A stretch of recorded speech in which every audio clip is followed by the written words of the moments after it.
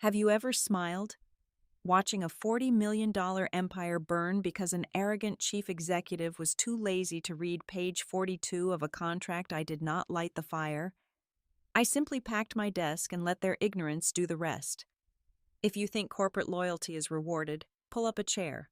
I will tell you how I legally took 60% of their revenue and built my own empire with one single sentence. Hello to all our wonderful listeners of Boss Revenge Stories, and thank you sincerely for tuning in today. Unfortunately, YouTube has completely disabled our monetization features, leaving us without a budget to keep this channel running. If you enjoy today's story, please consider supporting us by joining the Boss Revenge Stories Patreon community, where you can listen to even better exclusive true stories with extended lengths, incredibly detailed situations we cannot make public on YouTube, and multiple emotional voice actors bringing each tale to life. You can join by scanning the QR code on your screen or by clicking the Patreon link in the description or the pinned comment of this video. Now let us dive right into today's story and see how a woman named Riley Fox completely dismantled a corporate giant. I am 34 years old, and my name is Riley Fox. I was the lead data integration architect for Ethereum Dynamics, which was a massive tech conglomerate anchored in the heart of Denver, Colorado. The sleek glass walls of our headquarters projected the image of a modern success story, but inside the air had become increasingly suffocating. I was never the loudest person in the room. I did not flatter executives or laugh at unfunny jokes during endless corporate happy hours. I built architecture. I solved incredibly complex problems that kept the entire company afloat. Because of the proprietary core integration system I engineered single-handedly, I held the keys to exactly 60% of the company's enterprise client revenue. The biggest clients trusted me entirely. The data flowed securely and seamlessly simply because I made it flow. Ethereum used to be a place where sheer competence was the ultimate currency. That all shifted the day Silas took over as Chief Executive Officer. Silas was the quintessential modern tech bro. He cared far more about his personal branding appearing on glossy magazine covers and implementing aggressive cost-cutting measures than the actual digital infrastructure keeping his company alive. The hallways suddenly echoed with hollow corporate jargon. The company culture rotted from the inside out, transforming into a shallow performance art where optics mattered significantly more than stability. Silas replaced brilliant engineers with yes men. He spent company funds on lavish wellness retreats while simultaneously denying critical server upgrade requests. The foundation was cracking, but the executives were too busy admiring the paint job to notice. The true breaking point did not arrive with a dramatic confrontation or a screaming match in a glass office. It arrived during a routine company-wide online meeting on a completely unremarkable Tuesday morning. I sat at my desk sipping a glass of water, waiting for the standard quarterly financial updates. Silas took the virtual floor. He cleared his throat, adjusted the collar of his designer shirt, and enthusiastically announced a major restructuring in senior leadership. I am beyond thrilled to announce the newest addition to our executive family, Silas declared with a wide, artificial smile. We are bringing on Jackson as our new Vice President of Client Relations to take our enterprise growth to the next level of hyperscale. I froze. That was the exact position I had been formally promised 2 years prior by the previous board of directors. It was the role I had bled for working 80-hour weeks to secure our largest enterprise contracts. Jackson was an absolute outsider to our industry. He was a professional charlatan who built his entire career on throwing around meaningless buzzwords to mask his staggering lack of technical knowledge. The shock that hit me in that moment was not rooted in blazing anger or a sense of betrayal. It was purely rooted in the sheer, unadulterated absurdity of the situation. Jackson unmuted his microphone and began his introductory speech. I am incredibly thrilled to synergize our blockchain initiatives with your existing cloud-synchronized data link framework and leverage our core competencies for maximum disruption, he said smoothly.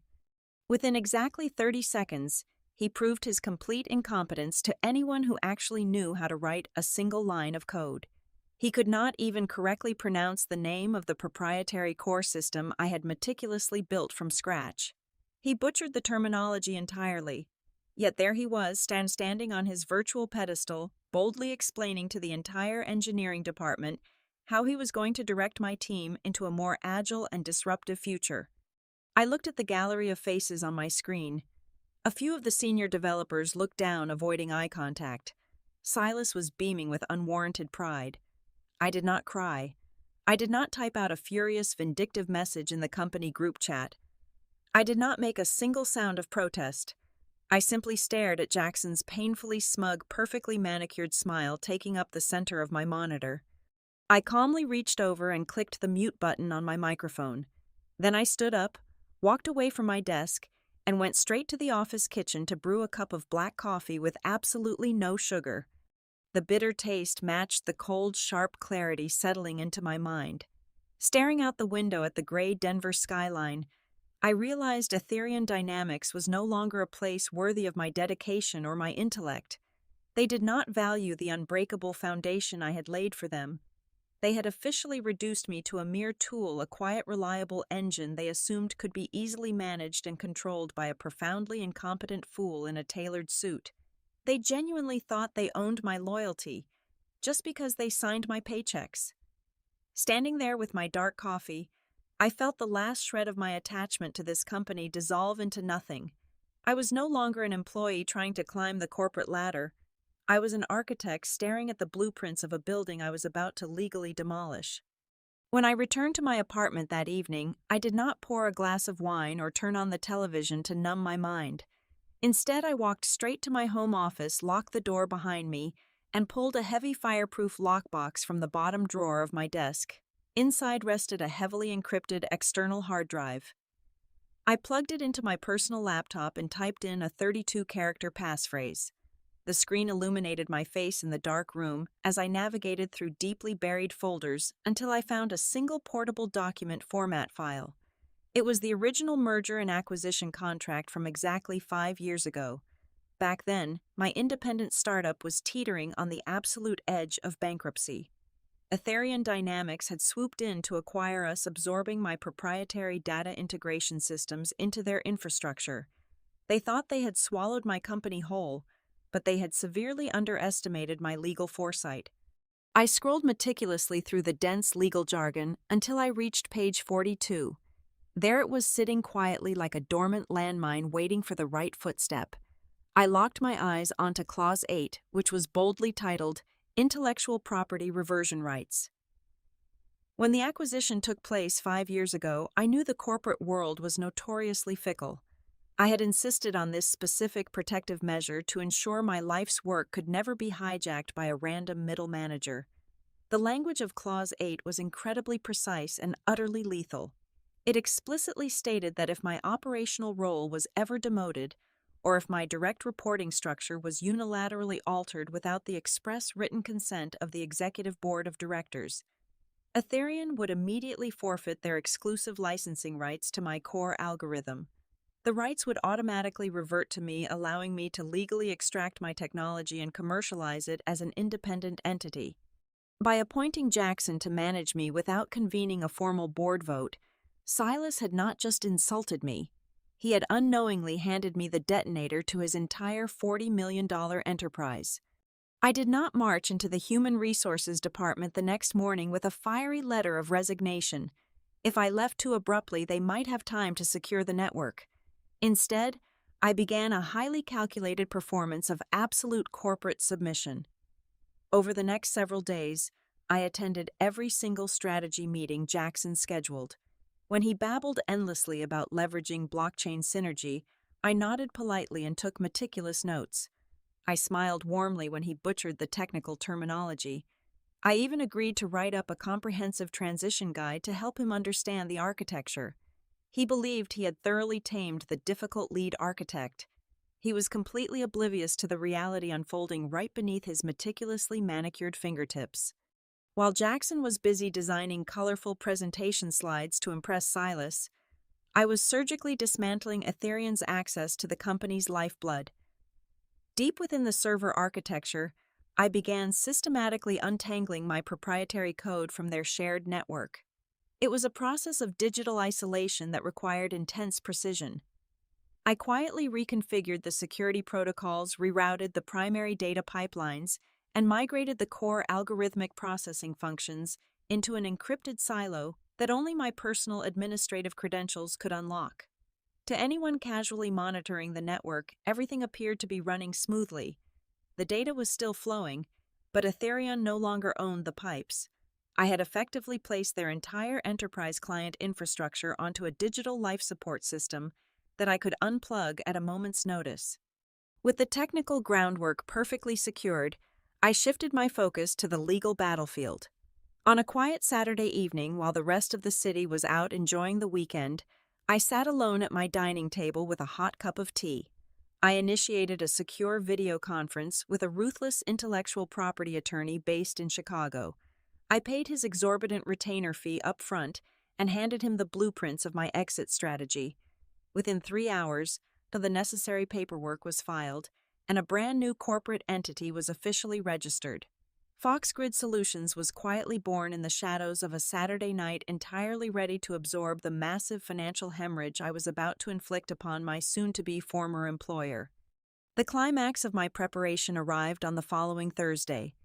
The office was winding down for the week.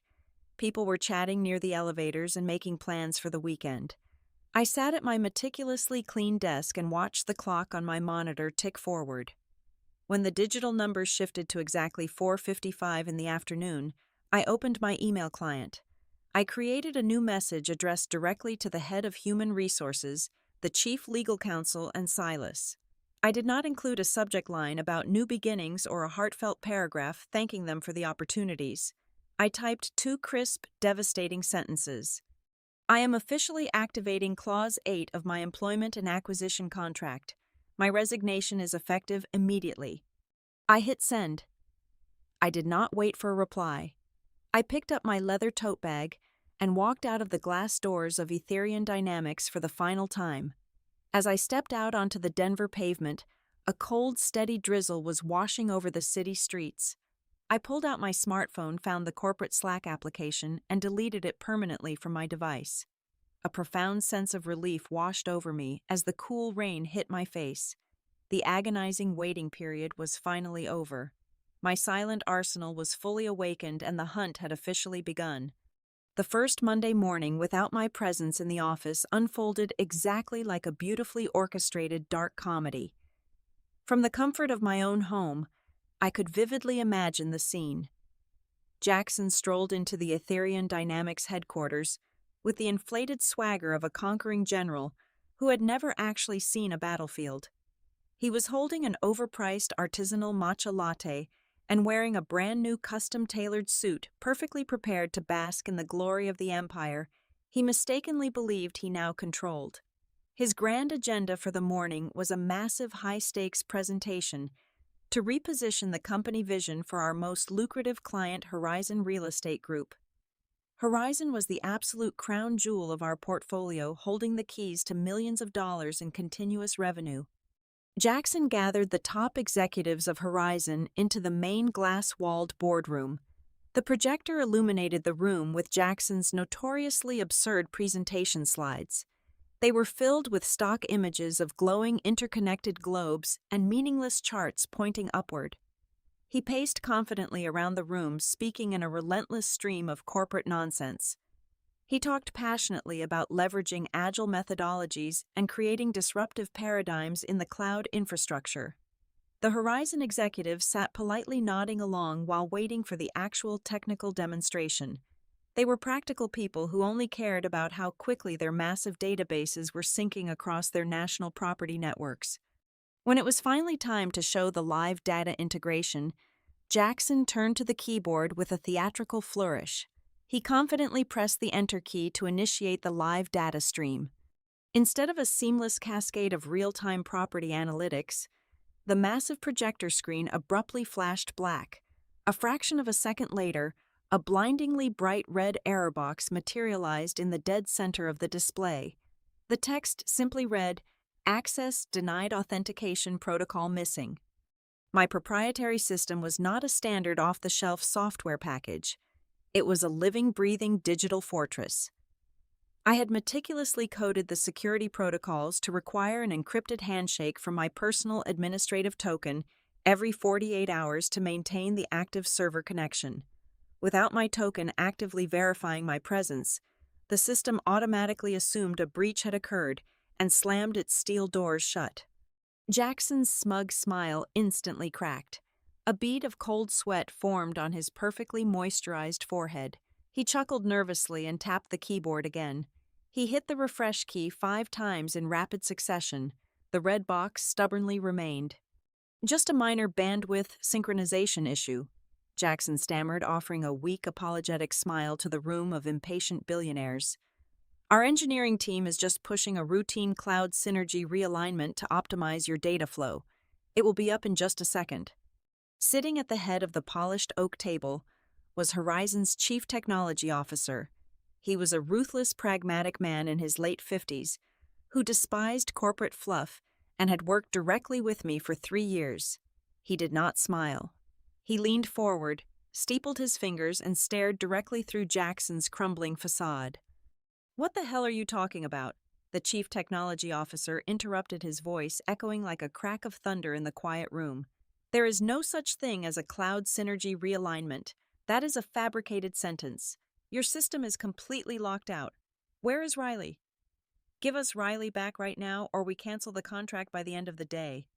The absolute panic that erupted in that boardroom was a masterpiece of corporate humiliation. Jackson practically sprinted out of the room, leaving the furious client staring at the glowing red error message. He burst into the executive suite and frantically dragged Silas out of his morning meditation session. Silas was utterly enraged. The carefully constructed tech bro persona evaporated instantly, revealing a terrified man losing his grip on a $40 million sinking ship. He stormed down to the server room, kicking the door open and screaming at the senior engineering team. "I do not care what firewall she put up," Silas roared, spit flying from his lips.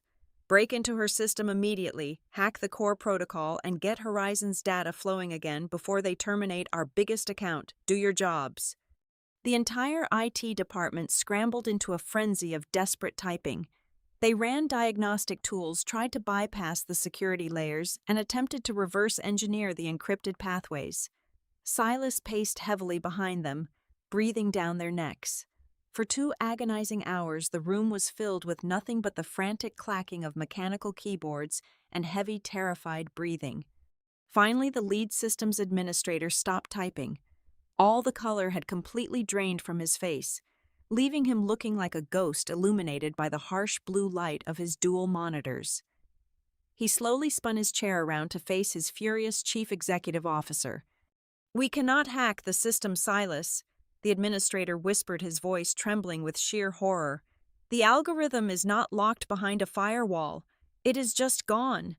The core integration software does not exist on our servers anymore." She did not just change the passwords.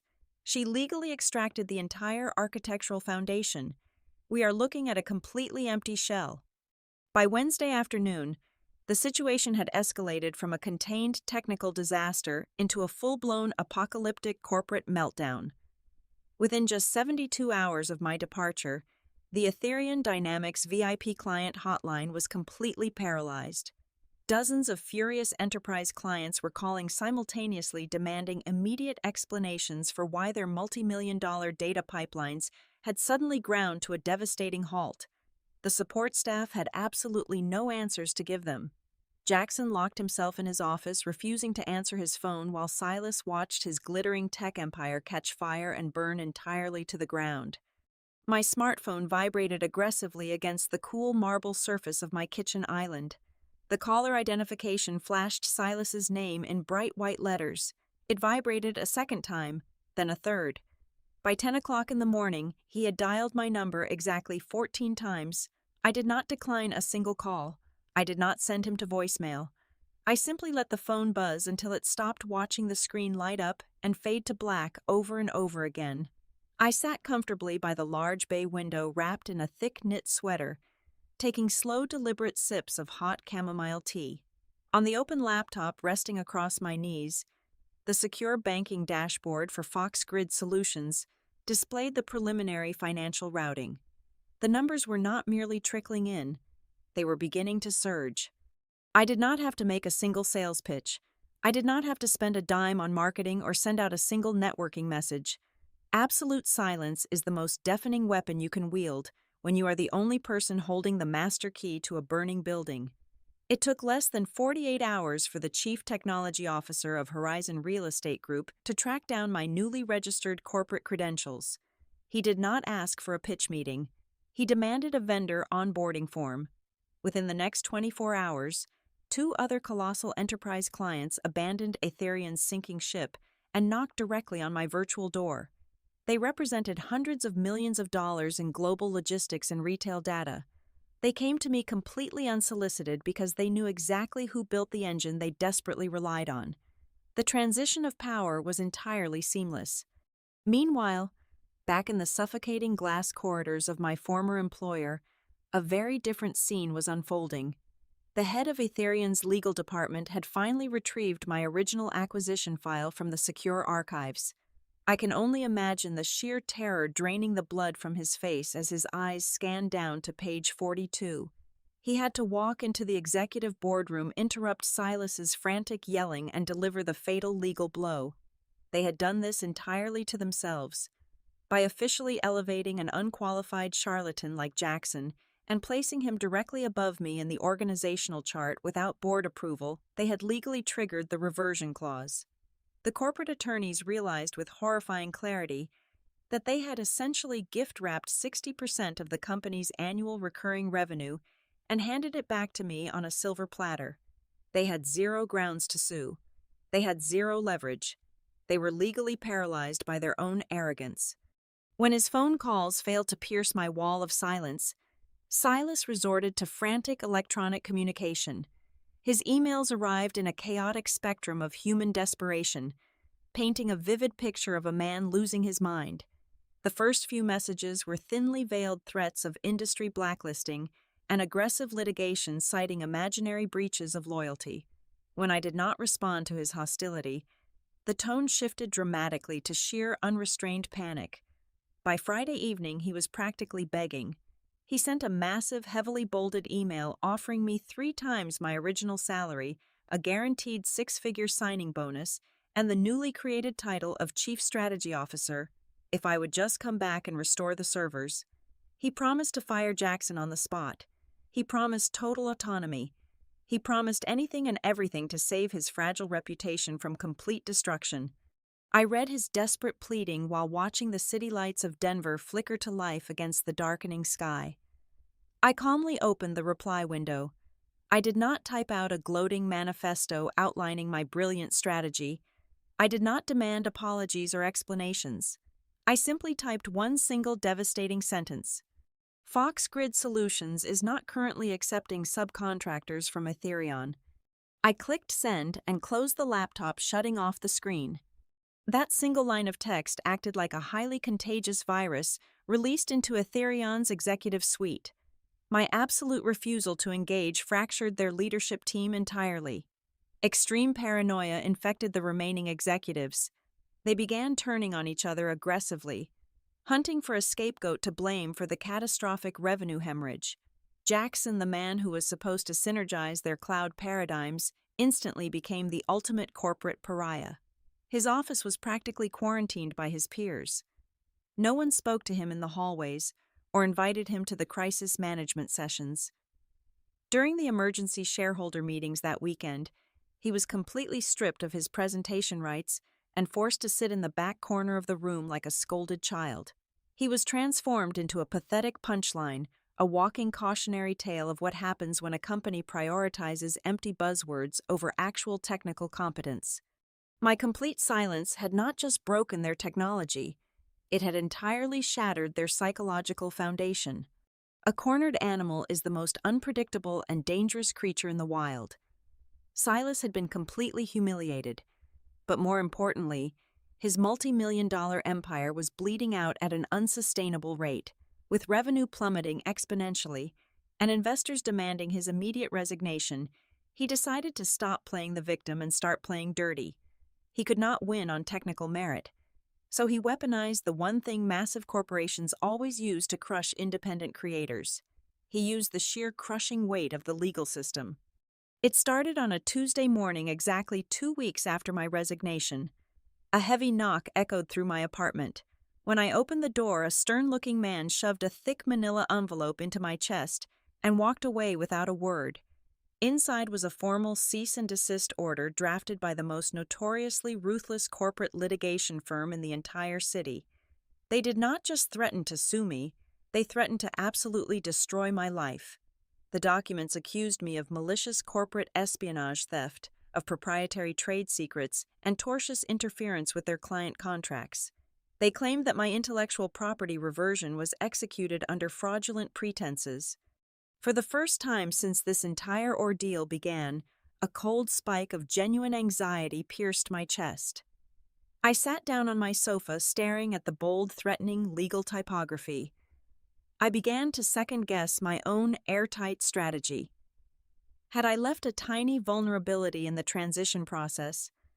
When Horizon Real Estate Group contacted me, had I accidentally used phrasing in my emails that their lawyers could legally twist into unlawful solicitation, Ethereum had a war chest of millions of dollars entirely dedicated to legal fees.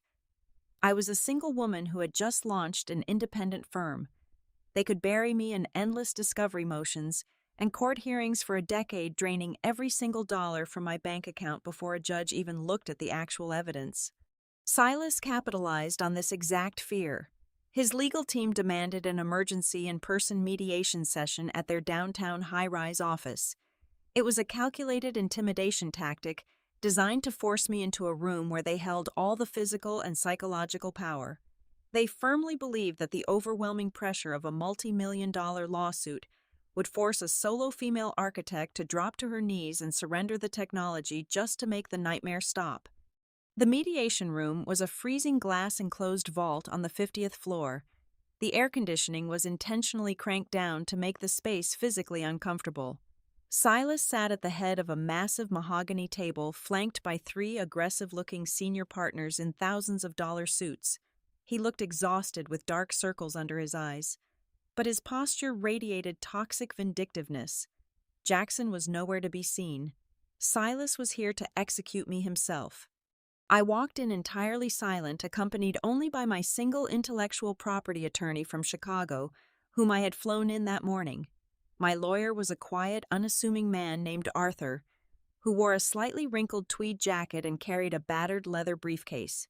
Next to Silas's team of legal sharks, Arthur looked like a substitute teacher who had wandered into the wrong building. The visual contrast was clearly meant to make me feel hopelessly outgunned. Before anyone even offered a formal greeting, Silas stood up. He grabbed a massive 3-inch thick binder of litigation documents and slammed it violently against the polished wood table. The loud crack echoed off the glass walls. He leaned forward, planting his knuckles on the table, and glared directly into my eyes with sheer, unadulterated hatred. "This game is over, Riley," Silas hissed, his voice dripping with malice. "You think you are clever, but you are just a thief. We are filing this injunction tomorrow morning. We will freeze your bank accounts. We will subpoena every single email you have ever sent. I will personally make sure you never write another line of code in this industry again." He pointed a shaking finger directly at my face, delivering his final ultimatum. "Either you return the system, or you will be bankrupt from legal fees before you turn 35. The heavy silence in the freezing room felt suffocating. Silas's lawyers stared at me with predatory smiles, waiting for me to break. The audience of my life would have held their breath in this exact moment, terrified that I had finally flown too close to the sun. I looked down at my hands folded neatly in my lap. Then I looked over at Arthur. My slightly disheveled Chicago lawyer did not object to the blatant hostility. He did not yell or threaten a countersuit. He simply offered a polite, warm smile that completely neutralized the aggressive energy in the room. He reached into his battered leather briefcase and pulled out the original 50-page merger and acquisition contract. It was the exact same document Ethereum's legal team had reviewed. But Arthur possessed something they completely lacked. He possessed the context of the person who actually authored the trap. "That is a very passionate speech, Silas," Arthur said softly, adjusting his wire-rimmed glasses. However, before you file those very expensive papers, I highly recommend your legal counsel turn their attention back to page 42. Specifically, we need to review subclause 8.b. The lead attorney for Ethereum frowned, a flicker of confusion breaking his arrogant facade. He hurriedly flipped through his own copy of the contract, scanning the dense paragraphs. Subclause 8.b was a brilliant hidden failsafe, a microscopic detail I had buried deep within the legal architecture 5 years ago, specifically for a scenario just like this. It was the ultimate poison pill. Arthur cleared his throat and read the clause aloud, his voice echoing clearly in the silent room. In the event that Ethereum Dynamics initiates baseless litigation or aggressively attempts to legally obstruct the lawful intellectual property reversion rights of the original architect, they shall incur an immediate punitive penalty. Specifically, Ethereum will instantaneously forfeit their remaining 40% licensing rights to the foundational secondary platforms. The air in the room completely vanished. The secondary platforms were the absolute last remaining digital pillars keeping the rest of Ethereum's non-enterprise clients online. It was the only technology currently generating their remaining revenue. By attempting to crush me with a fake lawsuit, Silas had just unknowingly triggered a legal landmine that would wipe out the entire surviving half of his company. The arrogant redness in Silas's cheeks evaporated in a fraction of a second, replaced by a sickly translucent white. The silence in the freezing glass vault was so absolute that I could clearly hear the subtle ticking of the expensive mechanical clock on the wall.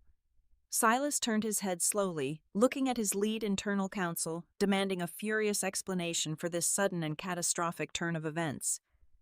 The highly paid corporate lawyer picked up the heavy document, his eyes frantically scanning the microscopic text of page 42. He traced the specific lines with a visibly trembling index finger. After what felt like a torturous eternity, the lawyer swallowed hard and slowly nodded his head, confirming to his terrified boss that the hidden subclause was entirely legitimate. The massive 3-inch thick binder of litigation documents that Silas had violently slammed onto the mahogany table mere moments ago was now completely and utterly useless. It was a loaded weapon that had just backfired directly into his own chest. By formally issuing the cease and desist order and bringing me into this mediation room with the explicit threat of a lawsuit, Silas had essentially pushed the self-destruct button on his entire corporation. If I enforced this specific clause, Ethereum Dynamics would lose the remaining 40% of their software platform, instantly forcing them to file for bankruptcy by the following morning.